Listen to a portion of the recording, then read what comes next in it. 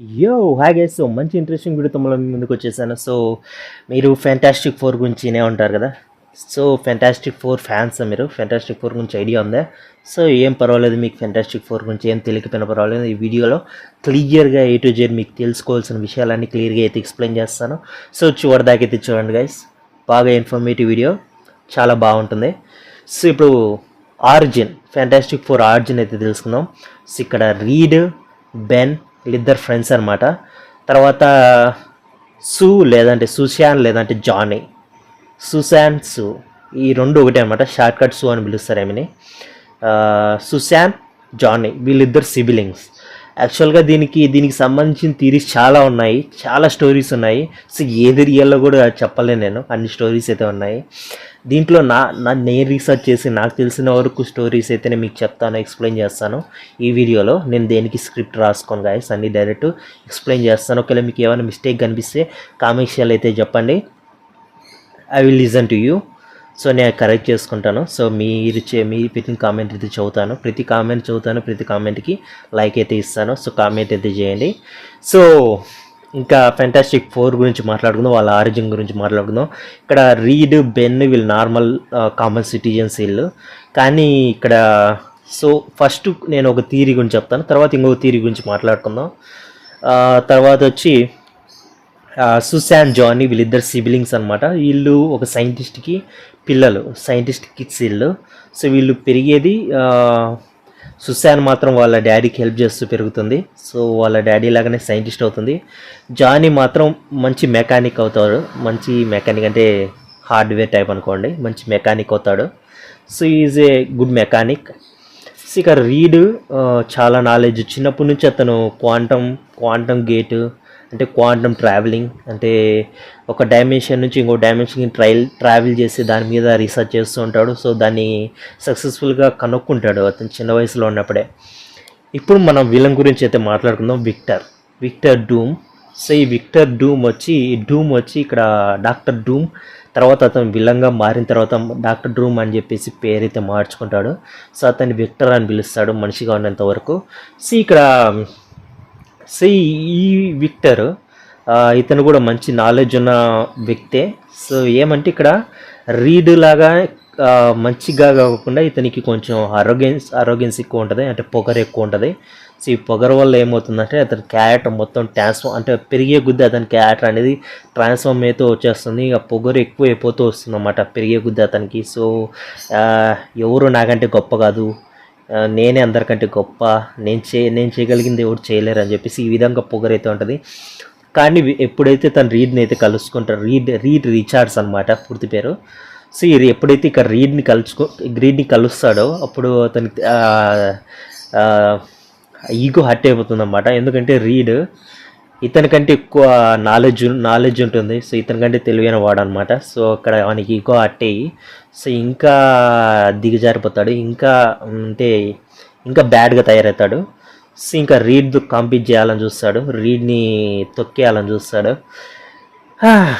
ఇక్కడ మనం క్యారెక్టర్స్ పేరు నేను రీడ్ ఇవన్నీ ఎందుకు మెన్షన్ చేస్తానంటే, సో ఈ రీడ్ వచ్చి మిస్టర్ ఫ్యాంటాస్టిక్ అనమాట, అంటే ఎలాస్టిక్ మ్యాన్. రీడ్ వచ్చి మిస్టర్ ఫ్యాంటాస్టిక్. తర్వాత సుశాన్ వచ్చి ఇన్విజిబుల్ ఉమెన్. తర్వాత జానీ వాళ్ళ ఆమె తమ్ముడు వచ్చి జానీ. సో జానీ వచ్చేసి హ్యూమన్ టార్చ్ అనమాట, హ్యూమన్ టార్చ్. తర్వాత బెన్ వచ్చి ది థింగ్, రాక్ మ్యాన్ అని చెప్పుకోవచ్చు, థింగ్. సో థింగ్ అని దాని పేరు అంతే, ది థింగ్. సో ఇక్కడ వీళ్ళ క్యారెక్టర్స్ పేర్లు అన్నమాట ఈ మూవీకి సంబంధించిన, అంటే మనకి కామిక్ అయినా కానీ మూవీ అయినా కానీ ఏది తీసుకున్నా కానీ సో ఇవే వాళ్ళ పేర్లు అన్నమాట. సో ఈ థీరీ ఒకటి అనుకుంటే, ఈ థీరీలో చాలా థీరీస్ ఉన్నాయని చెప్పాను కదా. సో వాటిలో కొన్ని నేను ఎక్స్ప్లెయిన్ చేస్తాను. ఇది ఒకటి వచ్చి ఈ విధంగా ఉంటుంది, ఏదంటే వాళ్ళు ఒక డైమెన్షన్ నుంచి ఇంకో డైమెన్షన్కి టెలిపోర్ట్ కావాలని రీడ్ అయితే చిన్నప్పటి నుంచి అనుకుంటూ ఉంటాడు. సో అతను సక్సెస్ఫుల్గా విక్టర్తో టీమప్ అయ్యి ఒక డివైజ్ని అయితే తయారు చేస్తాడు.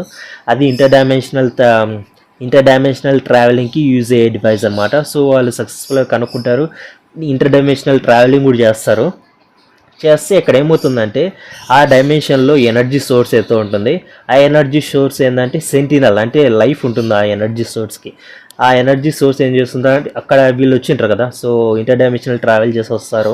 సో వచ్చిన తర్వాత వీళ్ళని టార్గెట్ చేస్తాయి. టార్గెట్ చేసి వీళ్ళకి ఆ ఎనర్జీ ఏం చేస్తుందంటే వాళ్ళ బాడీలోకి అయితే వెళ్ళిపోయి వాళ్ళ బాడీలో అయితే కలిసిపోతుంది. ఒక్కొక్కరికి ఒక డిఫరెంట్ పవర్స్ అయితే వస్తాయి. మిస్టర్ ఫ్యాంటాస్టిక్ వచ్చి ఎలాస్టిక్ మ్యాన్గా మారుతాడు. ది థింగ్ వచ్చేసి రాక్ పెద్ద హల్క్ లాగా రాక్ మ్యాన్గా తయారైపోతాడు. తర్వాత హ్యూమన్ టార్చ్ అవుతాడు. జానీ వచ్చి హ్యూమన్ టార్చ్గా మారిపోతాడు. తర్వాత విక్టర్ వచ్చి డాక్టర్ డూమ్గా మారిపోతాడు. డాక్టర్ డూమ్కి వచ్చి వీళ్ళందరికీ ఒక్కొక్కరికి ఒక్కొక్క పవర్ ఎబిలిటీ ఉంటే డాక్టర్ డూమ్కి మాత్రం 2 ఎబిలిటీస్ అయితే ఉంటాయి. సో మీరు ఇంకా డీటెయిల్గా డాక్టర్ డూమ్ గురించి తెలుసుకోవాలనుకుంటే కామెంట్ చేయండి. సపరేట్గా వీడియో చేస్తాను నేను డాక్టర్ డూమ్ మీద. సపరేట్గా వీడియో చేసి నేను మొత్తం డాక్టర్ డూమ్ గురించి ఆ వీడియోలో ఎక్స్ప్లెయిన్ చేస్తాను. సో ఇక్కడ డాక్టర్ డూమ్కి అయితే 2 ఎబిలిటీస్ అయితే వస్తాయి. ఒకటి వచ్చి ఎలక్ట్రోమాగ్నెటిజం, ఇంకొకటి వచ్చి ఆర్గానిక్ మెటల్ కాంపౌండ్ అన్నమాట. అంటే అతని బాడీయే ఒక మెటల్గా మారిపోతుంది.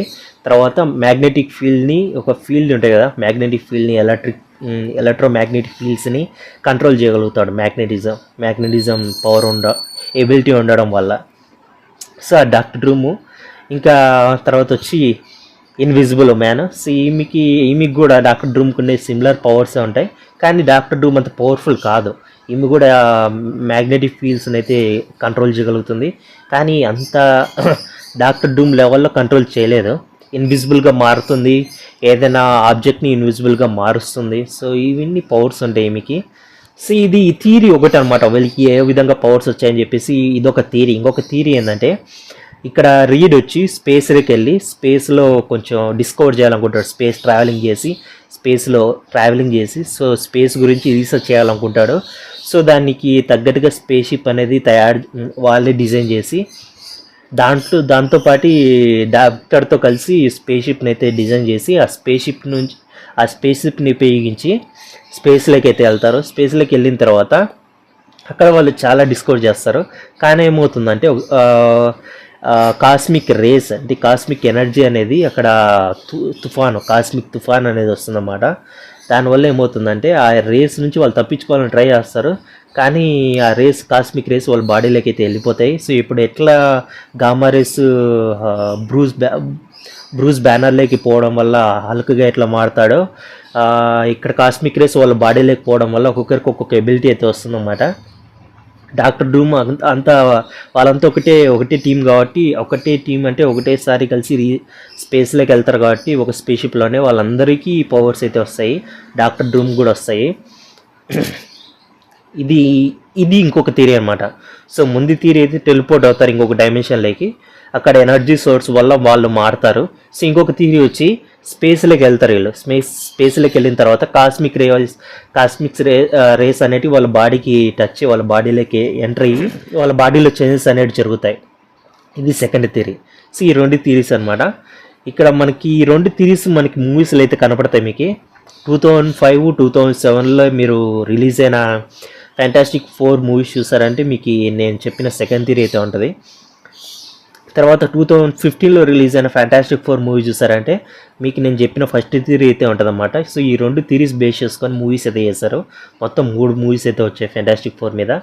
ఫస్ట్ 2005, 2007 వచ్చినట్టు సిమిలర్ మూవీస్ అయ్యి ఇప్పుడు 2015లో వచ్చిండేది ఇంకొక మూవీ. సో ఈ 2 మూవీస్ 2015లో వచ్చిన మూవీకి సంబంధం లేదన్నమాట.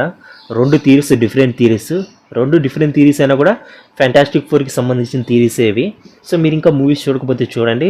2005, 2007లో వచ్చినది ఫ్యాంటాస్టిక్ 4 1, ఫ్యాంటాస్టిక్ 4 2, తర్వాత ఫ్యాంటాస్టిక్ 4 అది ఒక్కటే, దానికి 3 అని ఏం లేదు. ఫ్యాంటాస్టిక్ 4 అంతే, అది 2015లో వచ్చిండేది. సపరేట్ దానికి నేను చెప్పాను కదా వాళ్ళు టెలిపోర్ట్ అవుతారని చెప్పేసి, ఆ టెలిపోర్టేషన్ థియరీ అనేది ఇంటర్ డైమెన్షనల్ ట్రావెలింగ్ థియరీ అనేది దాంట్లో యూజ్ చేస్తారన్నమాట. అది 2015లో వచ్చిన మూవీలో అయితే. సో ఇదే గైస్ ఫ్యాంటాస్టిక్ 4. ఇంకా వాళ్ళ పవర్స్ ఎలా వచ్చాయి మీకు అర్థమైంటుంది అనుకుంటున్నా. సో ఇంకా దీని గురించి నేను ఇంకా డీప్గా మాట్లాడితే ఇంకా చాలా వాళ్ళ చేసింది, తర్వాత ఇంకా వాళ్ళ పవర్స్ వచ్చిన తర్వాత వాళ్ళు చేసింది ఏంది, వాళ్ళ అవెంజర్స్తో టీమప్ ఏ అవెంజర్స్తో టీమప్ అయ్యారు. సో ఏ విలన్స్ని వాళ్ళు ఫేస్ చేశారు ఇవన్నీ ఇంకా దీని గురించి ఇంకా మాట్లాడుండే చాలా పెద్ద అయిపోతుంది. సో ఇప్పుడు చూడొచ్చు, ఇప్పటికీ మనకి దగ్గర దగ్గర 10 minutes అయిపోయింది వీడియో. సో ఇంక ఇక్కడితో అయితే ఆపేస్తాను. సో ఇదే guys the origin of the fantastic 4. మీకు ఈ వీడియో నచ్చింది అనుకుంటున్నా. మీకు ఈ వీడియో నచ్చితే మర్చిపోకుండా వీడియో మీ ఫ్రెండ్స్కి షేర్ చేయండి. ఇటువంటి టాపిక్స్ ఇంట్రెస్ట్ ఉన్న వాళ్ళకి షేర్ చేయండి. సో వాళ్ళకి రికమెండ్ చేయండి, మన ఛానల్ రికమెండ్ చేయండి. నేను గేమ్స్కి సంబంధించి, ట్రెండింగ్ టాపిక్స్ సంబంధించి, హాలీవుడ్ మూవీస్కి సంబంధించి నేను ఎప్పటికప్పుడు నా ఛానల్లో నేను వీడియోస్ అప్లోడ్ చేస్తూ ఉంటాను. సో మీకు వీడియో నచ్చినట్లయితే 10 likes టార్గెట్ అయితే ఇస్తున్నాను గైస్. వీడియోకి 10 likes వచ్చేయాలి. మీరు కొట్టండి, మీ ఫ్రెండ్స్తో కూడా కొట్టించేయండి. సో వచ్చేస్తాయి, ఎందుకంటే మీకు మీకు ఇంకా ఇటువంటి టాపిక్స్ గురించి మీకు ఎప్పటికప్పుడు తెలుసుకోవాలనుకుంటే ఛానల్ కూడా సబ్స్క్రైబ్ చేసుకోండి. సో ఎందుకంటే నేను ఎప్పుడు వీడియో అప్లోడ్ చేసినా మీకు నోటిఫికేషన్ అయితే వెళ్తుంది. సో ఛానల్ సబ్స్క్రైబ్ చేసుకొని నోటిఫికేషన్ ఆన్ చేసుకోండి మన ఛానల్కి. సో ఫ్రీయే కదా సబ్స్క్రైబ్ చేసుకోవడం, లైక్ కొట్టడం, కామెంట్ చేయడం, ఇవన్నీ ఫ్రీయే కదా, చేసేయండి గైస్. ఫ్రీ అయినప్పుడు కూడా మీరు సపోర్ట్ చేయకపోతే ఎట్లా? మీరు సపోర్ట్ చేస్తే నేను మంచి మంచి మంచి మంచి కంటెంట్ మీ ముందుకైతే తీసుకొస్తాను నేను. Okay guys, bye guys, will meet in next video. Tata, see you.